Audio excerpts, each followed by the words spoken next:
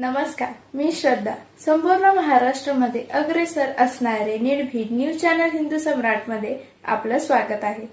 पाहूया आजच्या ठळक बातम्या.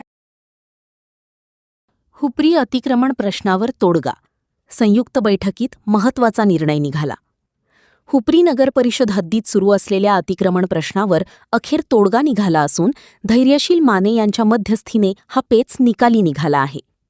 अतिक्रमण हटवण्याच्या निर्णयामुळे निर्माण झालेल्या तणावाच्या पार्श्वभूमीवर हातकणंगले येथे खासदार, आमदार, तहसील प्रशासन, पोलीस अधिकारी, नगर परिषद अधिकारी व खोकीधारक यांची संयुक्त बैठक पार पडली.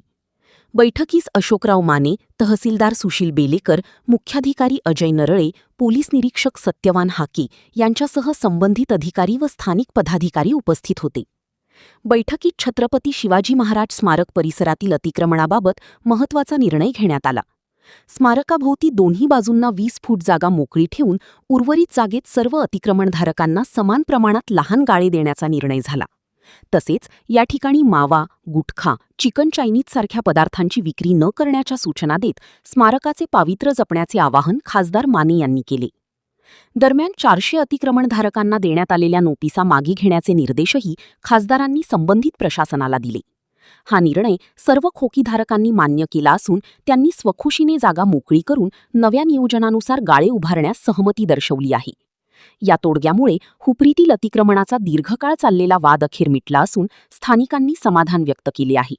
हिंदू सम्राट न्यूजसाठी सागर पाटील, हुपरी.